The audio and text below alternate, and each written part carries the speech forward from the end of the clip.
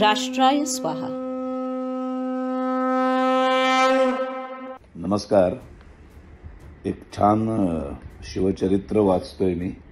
युगप्रवर्तक शिवाजी महाराज, लेखक वासुदेव कृष्ण भावे. याच्यात एक खूप छान उल्लेख आलाय छत्रपती शिवाजी महाराज आणि शहाजी महाराज या भोसले घराण्याच्या पूर्व आयुष्याबद्दल. म्हणजे हे घराणं नेमकं कुठून आलं याबद्दलचा. तर बऱ्याच वेळेला आपल्याला ती माहिती नसते, म्हणून मी केवळ हे वाचून दाखवतो तुम्हाला. भोसले हे आपणास उदयपूरच्या राजघराण्यापैकी म्हणवतात. त्यातील राणा सज्जन सिंग इसवी सन 1320च्या सुमारास आपल्या काही अनुयायांसह दक्षिणेत नशीब काढण्यास आला व हसन गंगू या बहामनी राज्य संस्थापकाच्या नोकरीत राहिला.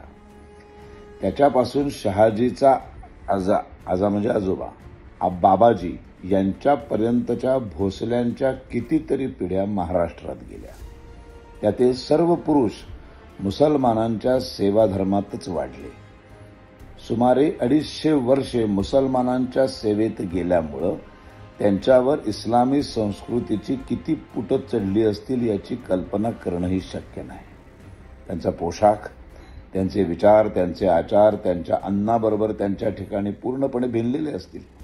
खुद्द शहाजी व त्याचा भाऊ शरीफजी ही नावं मुळी मुसलमानी.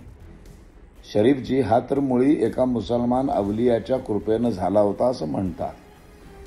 आता हे सांगण्याचं पाठीमागचं कारण की इतकी भयानक परिस्थिती असून इतक्या प्रतिकूल वातावरणात सुद्धा शहाजी राजांनी आपला स्वधर्म म्हणजे हिंदू धर्म आणि हिंदू धर्मावरची निष्ठा, स्वधर्मनिष्ठा टिकवून ठेवली आणि हिंदवी स्वराज्याचं स्वप्न बाळगलं.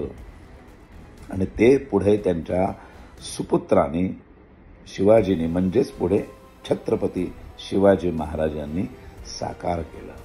काही गोष्टी इतिहासातल्या आपल्याला माहीत नसतात, म्हणून फक्त तुमच्यापर्यंत पोहोचवल्या.